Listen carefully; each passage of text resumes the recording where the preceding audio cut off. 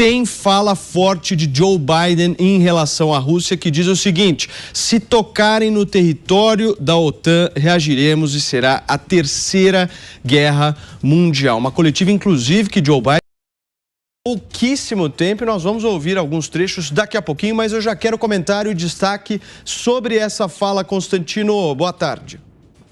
Boa tarde, Paulo. Veja, a fala é muito dura. A OTAN tem um artigo 5º que estabelece a necessidade de reação porque encara que agressão a um é agressão a todos.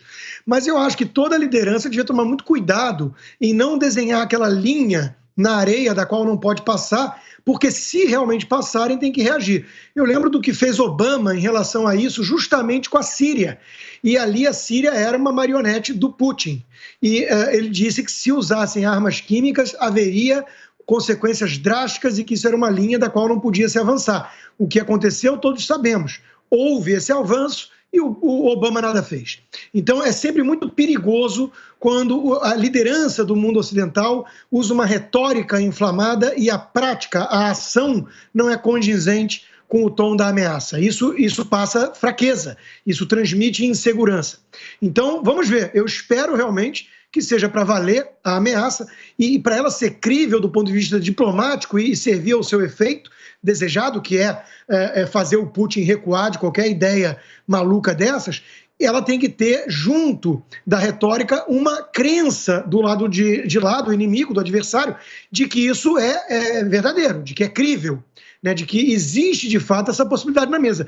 É por isso que lideranças como o Donald Trump, que era ridicularizado pela mídia, eu acho que eram lideranças muito mais interessantes sobre esse aspecto. Quando o Trump falava algo, por ser considerado meio malucão, eu acho que todo mundo levava a sério. Quando o Joe Biden fala, acho que nem tanto. Ô Piperno, você concorda com essa fala do Constantino em relação ao Trump?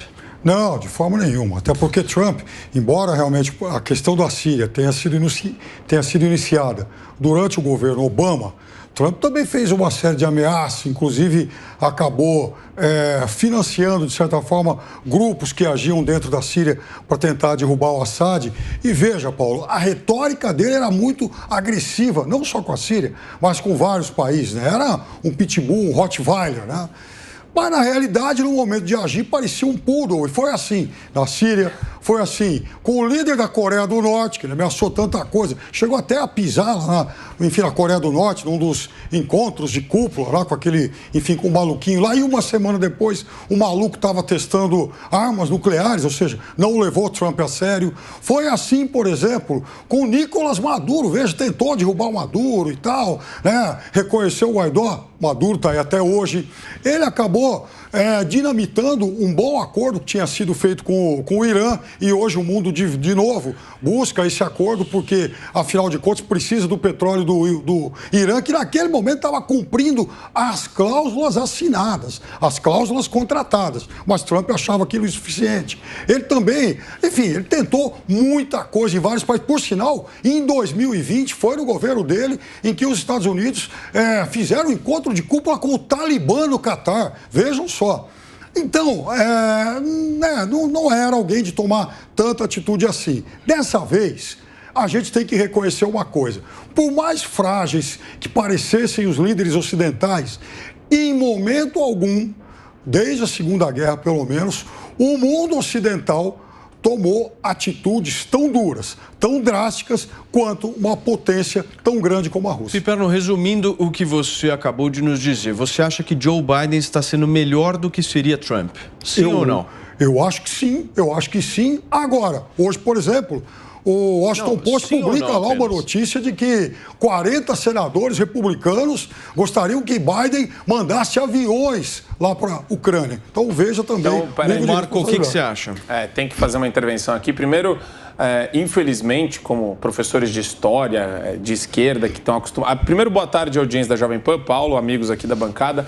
Mas aqui o Piperno, ele traz aquela visão de mundo que todo professor de história acaba utilizando, né?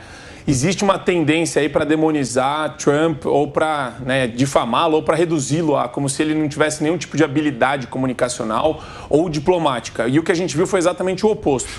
Trump, ele tirou tensão de vários ambientes de conflito. Trump teve essa perspicácia, ele buscou, sim, algum tipo de tratativa com a Coreia do Norte e quando ele viu que não foi efetiva, não foi eficaz, ele simplesmente voltou com uma retórica ainda de big stick mesmo, de falar, olha, se você provocar, se você fizer qualquer coisa, a gente acaba com você. E ele deixou isso muito claro, via Twitter ainda.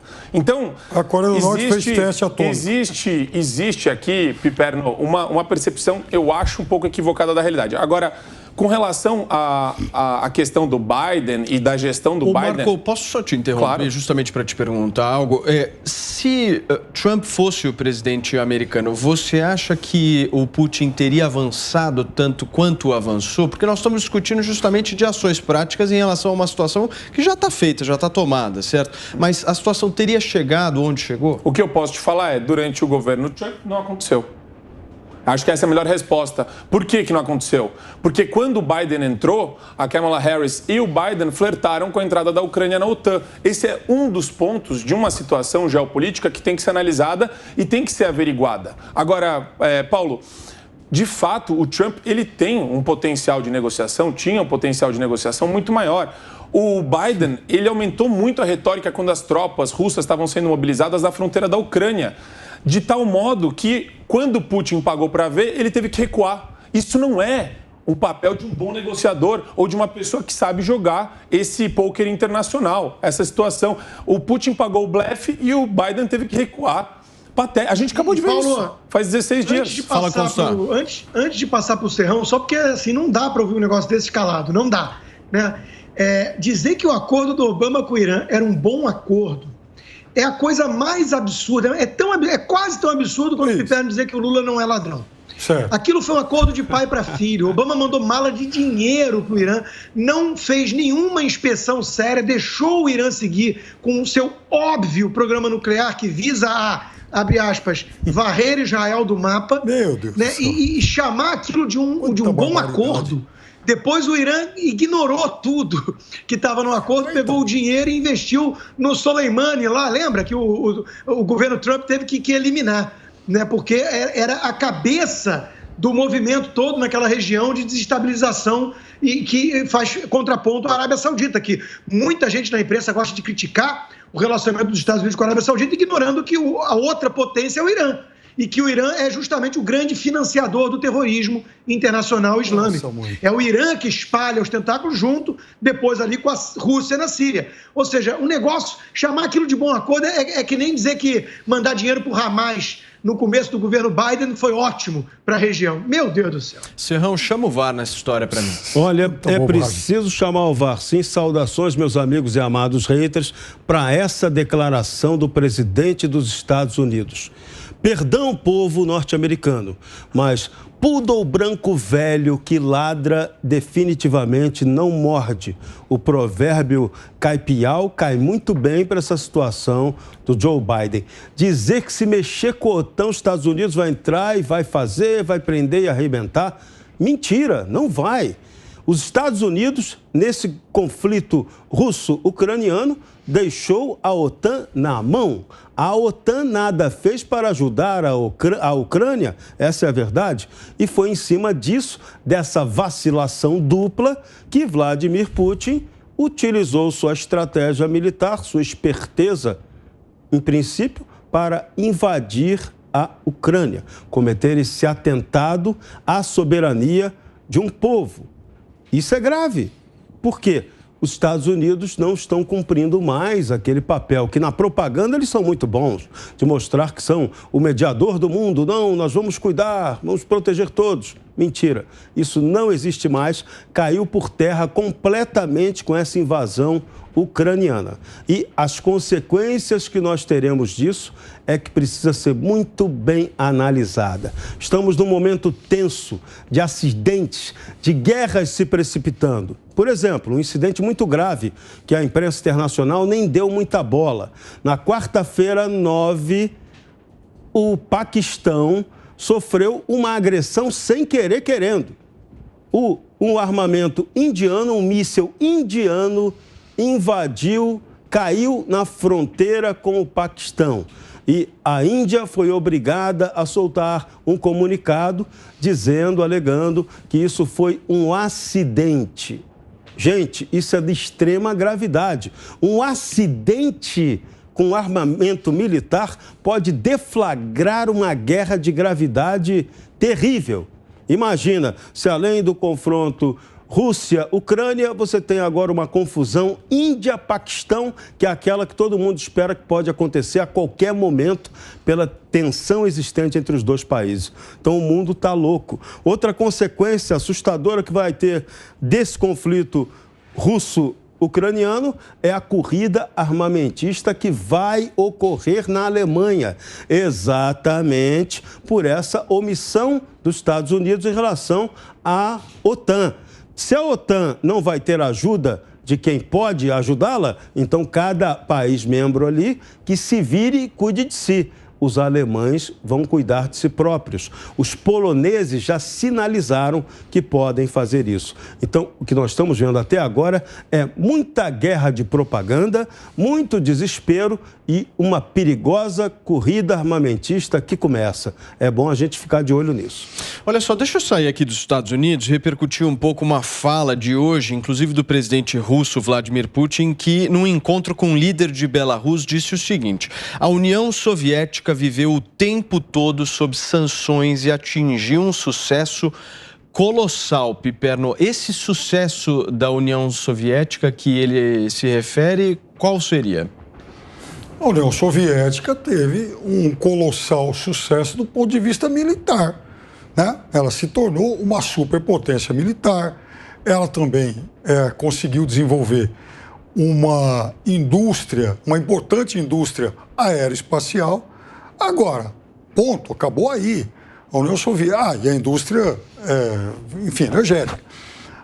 Mas a União Soviética jamais, por exemplo, conseguiu produzir bens de consumo de boa qualidade. A União Soviética, ela teve a sua economia praticamente estagnada na década de 70.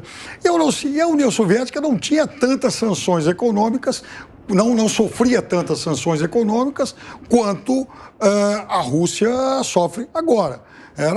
E até porque a União Soviética também ela tinha um bloco, né, o qual ela podia negociar quase que exclusivamente, que era o bloco do qual faziam parte os países ligados ao Pacto de Varsóvia. Fora que, olhando lá para a direção da China, embora em determinados momentos União Soviética e China tivessem relações tensas, mas também não havia nenhuma exclusão comercial de um em relação ao outro. Então, é um pouco de nostalgia da Guerra Fria alguém fazer esse tipo de comparação. Ô Constantino, essa é uma fala protecionista padrão Coreia do Norte, né?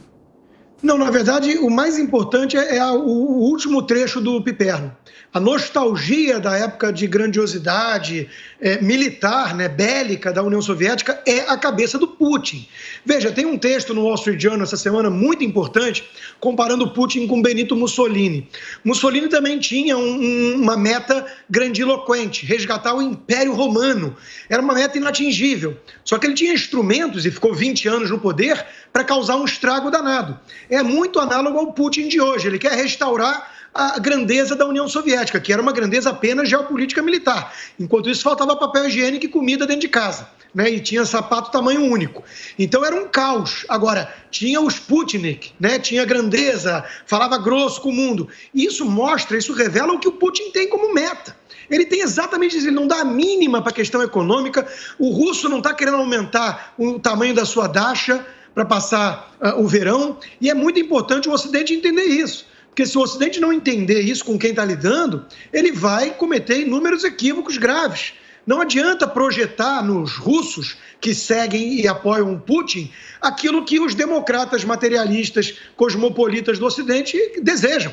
Então, o buraco é muito mais embaixo. E essa fala do Putin resume bem o que ele tem na cabeça. Ele não liga para o impacto econômico, ele quer falar grosso e ser respeitado por meio de intimidação. O resto é detalhe.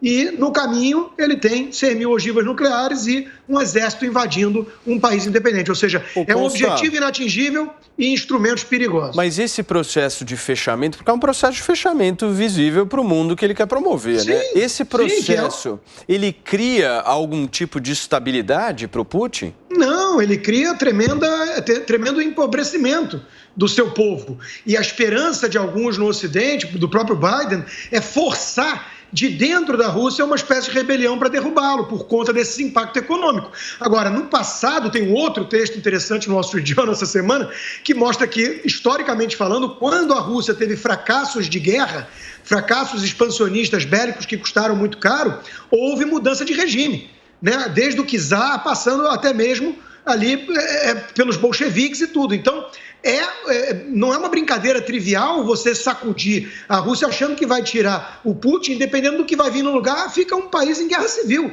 com uma instabilidade enorme e 6 mil ogivas nucleares. Ou seja, nós estamos lidando aqui com coisas muito, muito imprevisíveis e perigosas. O Marco, inclusive tem uma imagem circulando na internet e em vários portais de notícias, justamente mostrando um tanque de guerra russo com a bandeira da União Soviética. Por favor, em seguida eu vi que o Piperno já pediu a palavra. Exato, Paulo. Aqui, na linha do que já tem sido falado, existe uma discrepância entre os valores de um mundo livre ocidental e um mundo estatista e coletivista que é representado aí por países do Oriente Médio, em sua grande maioria, China e Rússia. É muito difícil, quando a gente fala de rebelião interna na Rússia, compreender a cultura russa a partir de um pensamento liberal, de liberdades públicas, de uma Constituição que preserva direitos individuais, que é a realidade da maior parte dos países que tem livre mercado, livre concorrência, que não tem esse capitalismo estatal russo dos grandes oligarcas vinculados com o Kremlin, vinculados com Vladimir Putin. Então, é difícil a gente, como disse já o Constantino, o Piperno também, quando você fala em retomada da nostalgia da União Soviética, juntando com essa ideia de, poxa, ao mesmo tempo é um cara maluco, que a gente não sabe o grau da insanidade e o grau de cálculo dele. A gente não sabe fazer essa aferição. E o problema disso qual que é? Não só desestabilização, como a gente está vendo hoje no plano econômico mundial, mas uma questão que pode remeter, sim, a uma porta de fundo que o Putin tem usado, de uma nova ordem econômica mundial, de uma nova ordem mundial, onde ele usa exatamente esses países que têm um caráter mais coletivista, mais estatista, em favor dessa situação que ele se encontra de sanções e restrições econômicas. Então, ele já pensando nisso, fortaleceu laços com a China, com a Índia e com vários outros países nesse sentido. A gente não sabe o grau e a intensidade dessas relações econômicas novas que foram firmadas. Mas o que ele está querendo e o que ele está chamando é exatamente isso. Então, é muito difícil saber como que a Ucrânia vai acabar afetando o resto do mundo a partir dessa nova ordem mundial. Muito bem, Piperno, você me pediu a palavra, por favor. Em seguida, o Serrão.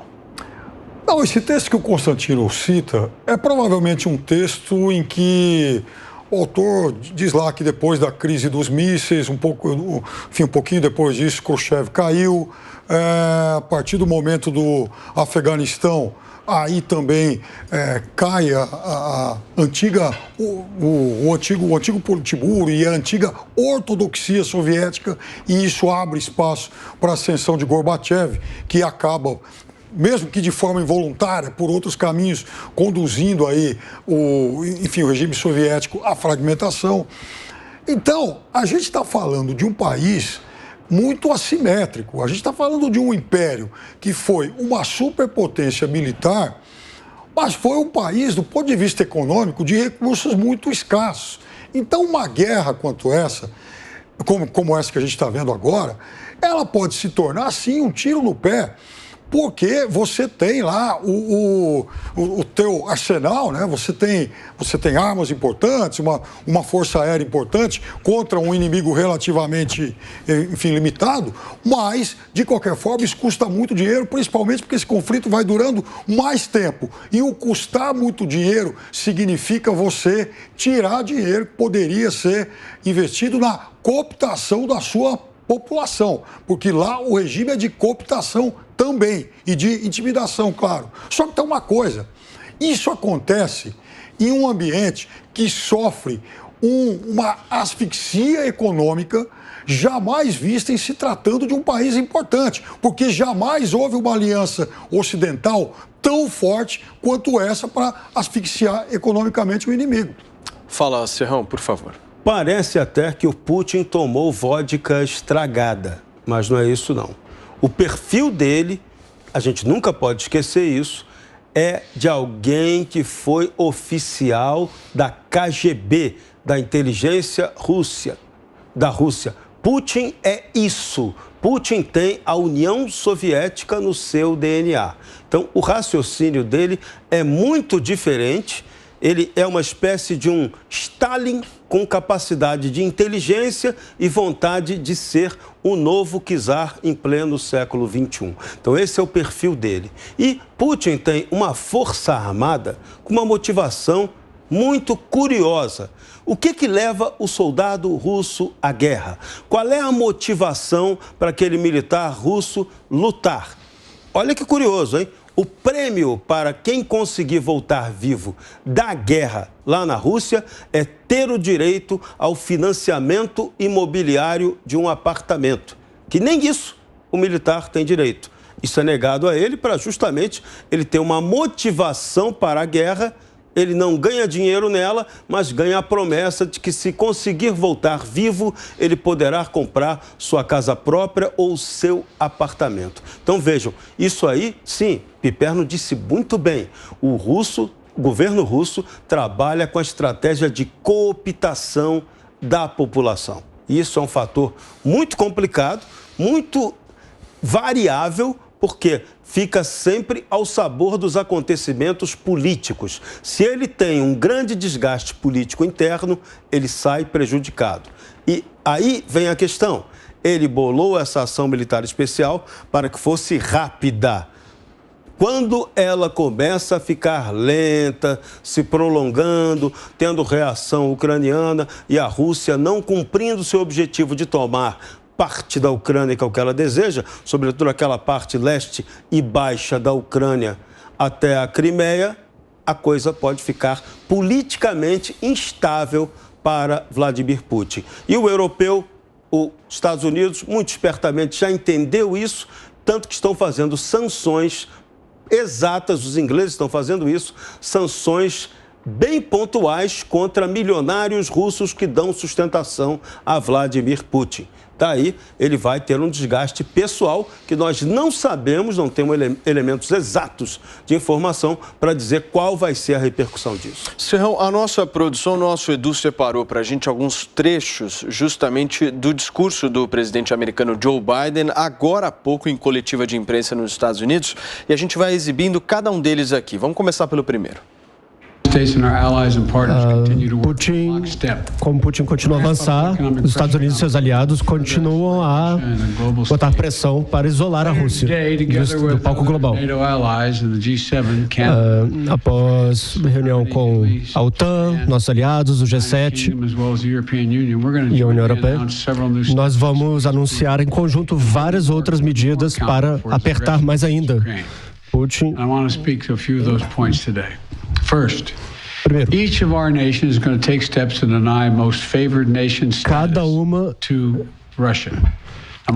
cada uma das nações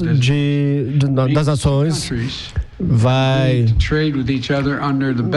mudar o status da Rússia como nação favorita, o que impacta na prioridade do comércio. Nos Estados Unidos nós chamamos isso de relações permanentes de comércio.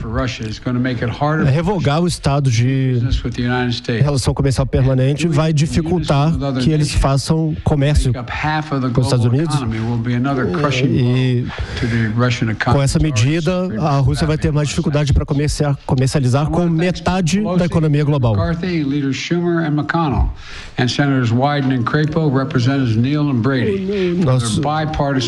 Agradeço aos senadores pelo projeto passado pelo Congresso para que isso tenha sido aprovado. E agradeço aos parlamentares que defenderam essa medida no Congresso até que todos pudéssemos articular essa medida em conjunto. Nós vamos banir a importação de vários setores, inclusive alimentos marinhos, alimentos do mar e vodka da Rússia.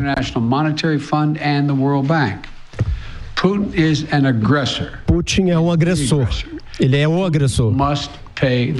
E Putin deve pagar o preço. Ele não pode continuar com essa guerra que está ameaçando os fundamentos da paz e da estabilidade e ameaçar a comunidade internacional. O G7 também vai aumentar a pressão. Estamos colocando mais nomes de oligarcas russos para a lista de corruptos internacionais. Estamos aumentando a coordenação entre os países do G7 para mirar essas gangues de oligarcas. Eles apoiam Putin. Eles roubam da população russa. E eles tentam esconder o dinheiro nos nossos países. Serrão, eu vi que você riu do discurso do presidente americano Joe Biden, por quê? Minha santa Viborova, estão dizendo que vão fazer sanção até contra a vodka.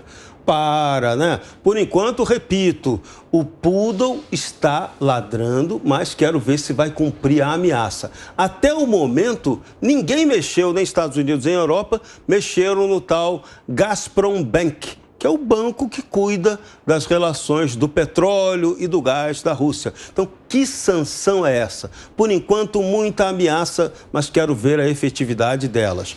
Agora, temos que ressalvar um ponto. Nunca antes na história houve uma reação contra uma potência como a Rússia, como isso está acontecendo agora. A coisa está russa, parece russa, mas será que efetivamente ficará russa? Eis a questão. Marco, nós estamos falando então, como o Serrão disse, de vodka, caviar e diamantes. Então, aqui nesse caso, Paulo, eu vejo com um pouco de medo quando o Estado ele acaba escolhendo quais serão os oligarcas e, sem abrir devido processo legal, ampla defesa, algum tipo de contraditório começa a congelar patrimônio, a impedir que transações sejam feitas, porque o Estado ele pode muito bem se beneficiar disso em favor dele mesmo. E o problema não é o oligarca do momento, é qual vai ser o oligarca do amanhã, ou qual vai ser a pessoa de quem o Estado, a pessoa inimiga do Estado no dia seguinte.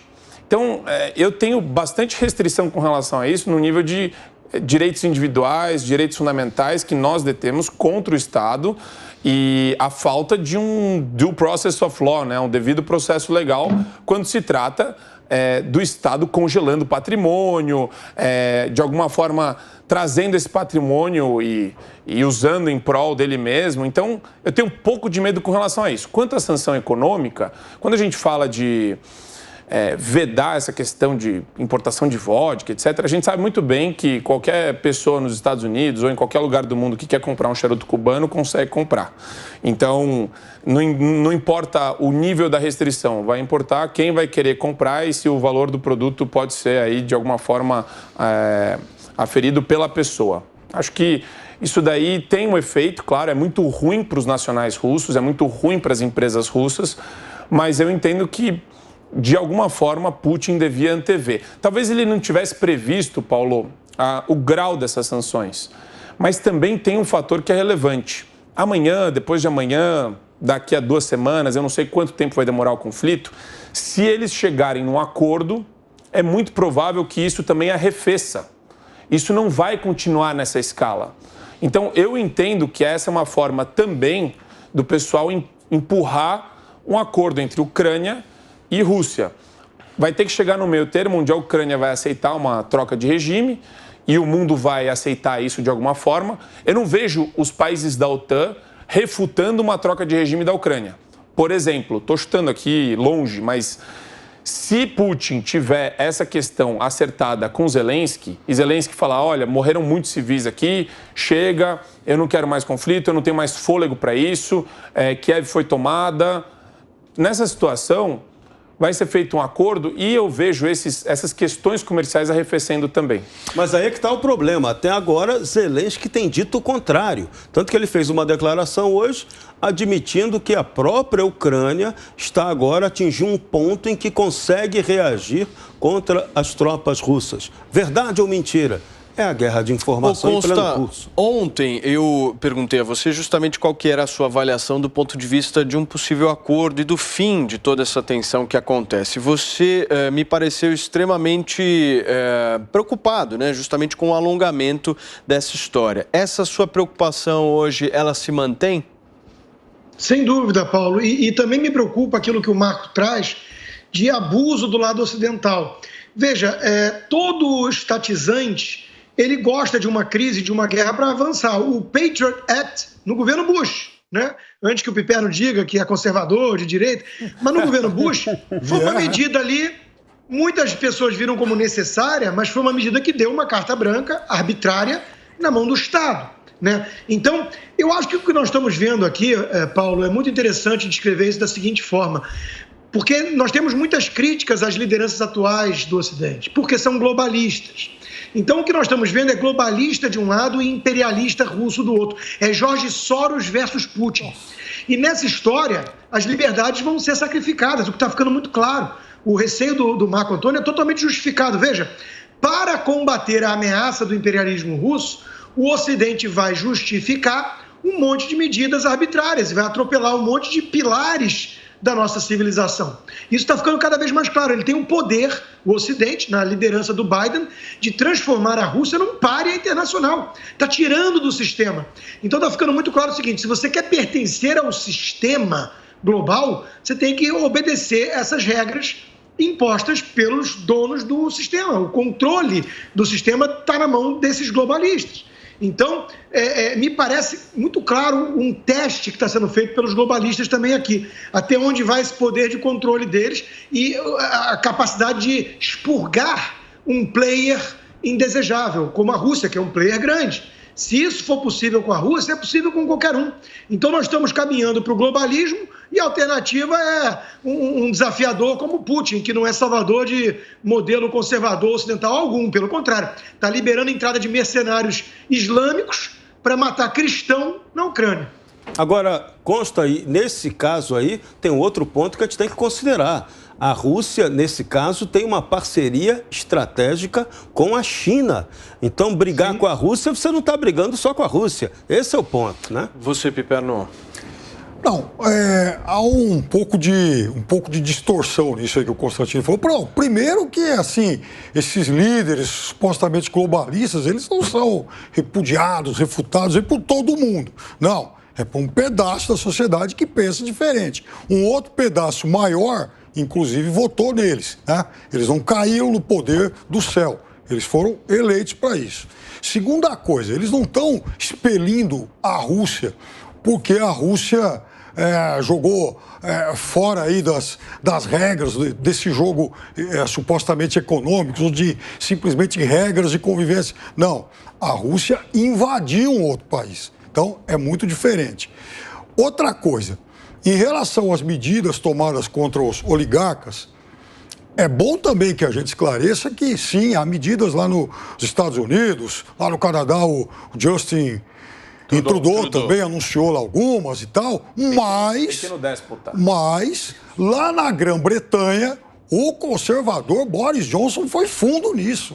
E, afinal de contas, já também mandou aí tirar do jogo todos os oligarcas. Mas não é porque é conservador que isso é uma representação do conservadorismo.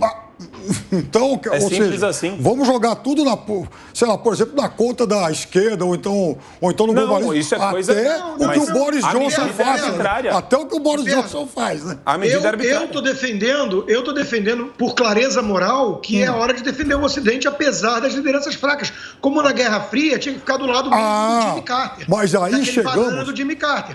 Então, esse é o ponto. Agora, isso não impede pessoas esclarecidas de denunciarem o globalismo. Agora, veja só, a questão da Rússia está muito clara. Eu, desde o início, mantive minha postura aqui de clareza moral e condenando o agressor. Agora, essa história, por exemplo, de laboratório para uso de ganho de função lá na Ucrânia está muito mal explicado. Sim. Tem um monte de coisa que está mal explicada também do ponto de vista das lideranças ocidentais.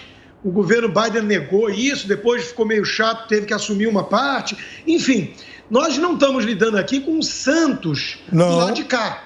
E isso é importante destacar, porque eu estou condenando do lado de cá essas lideranças que estão ameaçando os pilares da nossa civilização. O Putin é o inimigo fora do portão, mas existem muitos inimigos de dentro do portão. Perno, deixa eu só fazer uma pergunta para vocês, porque se nós não estamos falando de santos aqui, eu quero falar um pouquinho de China, porque esse exemplo da Ucrânia, eu quero entender um pouco a avaliação de vocês, ele não reforça um movimento muito claro da China por Taiwan, Constantino? Em parte sim, em parte não. A reação global e a unificação desse mundo ocidental contra a Rússia é uma sinalização muito clara para a China. Até porque a parte econômica para a China pesa muito. A China consegue manter há mais de 70 anos o Partido Comunista Chinês no comando porque fez concessões pragmáticas ao capitalismo. Deixou muita gente enriquecer e está interligada ao mercado global. Se a China é expelida de alguma forma desse sistema, isso é uma catástrofe interna para a China. Então, do mesmo ponto que a fraqueza da OTAN ao reagir à invasão ucraniana é um convite à China tomar Taiwan, por outro lado, ela está vendo as consequências e avaliando tudo isso com muita frieza. Ela sabe que precisa estar fazendo parte desse sistema hoje em dia.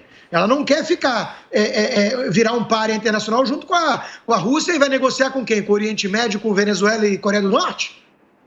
E a força da Rússia é o petróleo dela. A hora aqui na Jovem Pan News são 5 horas e 36 minutos. Por favor, segue. E a força da Rússia é o petróleo dela e o gás que ela fornece para a Alemanha. Então, isso é um ponto nevrálgico para a Europa. A Europa não pode abrir mão imediatamente, de uma hora para outra, da Rússia. Então, ela, em certo ponto, energeticamente, é dependente da Rússia. Então, esse jogo é um jogo geopolítico muito complicado e tem que ter muito cuidado cada um que está tentando botar mais lenha nessa fogueira. E outra coisa... o Piperno pediu a palavra. Desculpa. Não, por favor. É que o Piperno, ele falou antes, no comecinho, na primeira fala dele, ele deixou de lado, quando ele tenta exaltar que os republicanos também apoiam medidas drásticas relacionadas à guerra na Ucrânia, como intervenção militar direta da OTAN e dos Estados Unidos, o Piperno esquece de um pequeno detalhe. Existe uma máquina de guerra que financia ambos os partidos, os democratas e os republicanos. E essa máquina de guerra trabalha em prol de interesses próprios. E esses republicanos que apoiam e são muito criticados pela ala conservadora do partido, que não quer se meter em guerra e que não quer entrar num conflito que não é deles, critica com veemência a postura, né, de republicanos e congressistas que colocam até de maneira inconsequente, Paulo. Temos que entrar, não podemos deixar isso acontecer. Então, isso não é um apoio ao Biden, não é uma carta branca ao Biden e não é nenhum tipo de o Biden ele é um bom articulador. Não tem nada disso. Isso daí é puro interesse que alguns congressistas representam de uma máquina de guerra que está por detrás deles, que financiou a campanha. Mainstream. É a política mainstream. O que o Marco está dizendo, para resumir, é o seguinte: Bush se parece mais com Biden e Hillary Clinton do que os três com Trump. É mais ou menos isso. E um detalhe curioso, né? Até agora ainda não vimos uma pesquisa norte-americana dizendo se o povo dos Estados Unidos é a favor que os Estados Unidos entrem pesado nessa guerra a favor da Ucrânia e contra Mas aprovaram a as sanções pesadas. Sim, aprovaram as sanções. Mas entrar em guerra, não. Guerra ninguém quer saber. Não é isso? Eu vou falar um negócio para você. Eu vou excepcionalmente concordar com um pedaço do que disse o Constantino e uma parte do que disse o Marco. Nossa Senhora, que alegria. O Constantino lá atrás, quando ele fala... Santa Viborova. Aliás, já que você falou em Santa, foi exatamente... tomar uma vodka. Aliás, esse negócio da vodka... Você já comprou umas vodkas russas que eu sei. Não, mas parece brincadeira, mas é o seguinte. Quem é o substituto natural da vodka exportada pela Rússia é a vodka polonesa. E a Polônia é o país, talvez, mais anti-Rússia lá no leste europeu, por uma série de razões históricas. Mas, enfim, é que o Constantino lá atrás falou que não tem santo nessa história. De fato, não tem. E, vejam... Piperno, a hora certa aqui na Jovem Pan News são 5 horas e 39 minutos. Pode seguir. Não, e lá atrás, mesmo voltando a essa guerra de informações, até comentava hoje sobre o que aconteceu aí na ONU, né? Um pouco menos de 20 anos atrás, governo Bush Filho, quando o general Colin Powell, na época secretário de Estado, foi lá e apresentou lá uns desenhos, uns gráficos e tal, supostamente sobre fábricas de armas de destruição em massa que ficavam lá no Iraque. Até hoje não acharam isso e o Colin Powell, depois, anos mais tarde, reconheceu o erro. Aliás, disse que foi ludibriado. Agora, em relação ao que disse o Marco, é verdade. Existe uma máquina de guerra que está babando. Essa máquina de guerra, ela tem sim apoio de um pedaço do Partido Republicano e um pedaço do Partido Democrata. Então, é claro que ela quer guerra, ela quer conflito e, se possível, um conflito que dure bastante. Vejam, um conflito contra um inimigo do tamanho da Rússia, também armado até os dentes, nossa, promete muito. Agora, tem uma coisa, né? Eu tenho insistido muito nisso nesses últimos dias. Essa batalha na Ucrânia, ela se desenvolve em dois frontes. O militar, que a Rússia mostra diariamente como ocorre, e principalmente o econômico, porque jamais foi feito um arco de aliança desse tamanho e a gente não sabe o que virá depois disso. Se a guerra acabar amanhã, quando é que vão ser levantadas essas sanções? E as mais de 200 reluzentes marcas do capitalismo mundial que já deixaram a Rússia. E aí, elas vão poder voltar? Elas vão operar? Porque o Putin está falando que já vai tomar algumas instalações. Vai tomar. Exatamente. Como é que ficaria esse rearranjo? Então, tem muita coisa imprevisível que a gente não sabe como é que vai acontecer. Piperno, aí você vai entender o que são os embargos americanos em Cuba, que é uma desculpa esfarrapada da esquerda. Mas o que fez Fidel Castro? Encampou as empresas americanas, nunca pagou indenização, e por isso tem um embargo americano lá, que não é bloqueio marítimo contra comércio de outros países, não, porque todo mundo negocia com Cuba. É os Estados Unidos proibirem empresas americanas de praticarem comércio com Cuba. Então você vê, é bom a gente entender a história de se desenvolvendo, porque até hoje teus pares aí esquerdistas repetem um monte de baboseira sobre nós vamos comparar o caso de Cuba lá de 1959 com o que acontece agora. Não, míssil para a Flórida, apontou míssil nuclear para a Flórida, foi Moscou que teve que apaziguar, porque Fidel Castro e principalmente Raul Castro queriam uma guerra nuclear. Não, eles não queriam usar, eles aceitavam a instalação em território deles e apontar. Mas não é para usar, é para apontar. Constantino, a Manuela Dávila, amiga do Piperno, fala que o iPhone foi... falou que o iPhone foi inventado na Rússia. Então esquece isso daí, esse pessoal é completamente fora de si, não consegue... Ela vai comer no Mac Putin em breve. Mas agora tem uma coisa, esse bloqueio de empresas aí, eu às vezes penso que estão querendo salvar a Rússia em vez de condená-la, né? Porque estão querendo proibir pornografia, comida junk food, bebida que faz mal e até novela de uma certa emissora aí que, porra, isso está parecendo que querem salvar os russos, tornar os russos melhores daqui a 10 anos. Fala, Piperno. Não, essa é a parte folclórica do negócio, mas eu queria, então, entender o seguinte, como é que, porque 200 empresas saíram e isso lá na Rússia significa quase 1 milhão de empregos. Como é que isso vai ser restituído depois? Até porque a gente não sabe qual vai ser a duração dessa guerra. Então, isso também está mostrando para o mundo que hoje você ganha a guerra sem disparar um tiro, um míssil. E eu posso falar uma coisa? Acho que é interessante colocar isso em perspectiva também. Se coloque no lugar do Putin hoje. Ou ele é agressiva para tomar Kiev e tentar pressionar um acordo o mais rápido possível, então ele é agressivo o conflito, ou ele vai amargar essa situação de desemprego, de saída das empresas multinacionais da Rússia, que pode gerar para ele um problema interno gigantesco. Por mais que ele tenha feito esses acordos de saída aí de porta dos fundos com países do Oriente e com a China, isso daí é médio e longo prazo, isso não é curto prazo. Então é uma situação bastante peculiar, que eu entendo, de novo, tudo depende desse cerco em Kiev. Eu acho que a guerra, ela tá para ser definida a partir de uma situação que pode virar, inclusive, Paulo, guerrilha. Agora que a gente vai ver os coquetéis Molotov e as pessoas usando os soldados falando em armamento ucranianos aqui. E essas acusações sobre as armas biológicas, o que vocês acham? Eu quero dizer para você o seguinte, que eu acho a mesma coisa que eu achava da história do Colin Powell lá atrás. Quer dizer, há sim uma acusação, há uma suspeita, não tem nada documentado. E sobre o que o Marco falou, assim, o que eu acho há muito tempo. Quer dizer, não tem saída honrosa para o Putin a essa altura, porque a guerra é cada vez mais difícil para ele. A gente já sabe que Putin usou na Síria arma química. Isso a gente já sabe. Não, Então, assim, a gente está lidando com alguém totalmente capaz de fazer isso. Não estou dizendo que ele seja incapaz de fazer isso. Eu só estou dizendo que hoje, até porque Putin também acusou o outro lado. Então, hoje, a gente ainda não tem as evidências documentais, né, materiais, de que isso, de fato, já tenha sido usado. O Putin está falando da Ucrânia, com armas biológicas na Ucrânia, né? Os laboratórios. Sim. Os dois lados estão se acusando. E numa guerra dessa de informação, ninguém se surpreenda se, de repente, venha lá, seja criado lá um ataque fake de arma biológica para justificar que a Rússia pegue mais pesado ainda. Lá, desses gênios de aprendizado de propaganda soviética, que são os russos e os ucranianos, pode-se esperar tudo.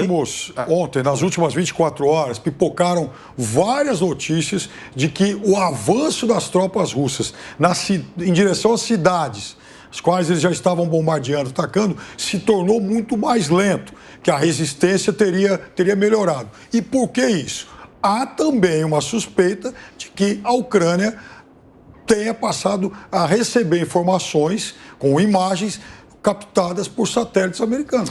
O Pentágono, isso é um ponto importante também. O Pentágono, o Biden, no pronunciamento dele, falou que está destinando 6 bilhões de dólares em forma de inteligência do Pentágono para a Ucrânia. Então, isso daí, com certeza, tem algum tipo de relevância num conflito como esse. E outra coisa também, Paulo, que é importante ressaltar, o conflito ele vai ser decidido a partir dessa intensificação e desses ataques. Mas a guerrilha pode durar, pode virar uma guerra civil e durar também de maneira indeterminada. Agora, o fim de semana promete, hein? O Putin vai acelerar sua máquina de guerra, porque a ele não interessa guerra de longa duração. Isso tem que ficar bem claro e entendido por todo mundo.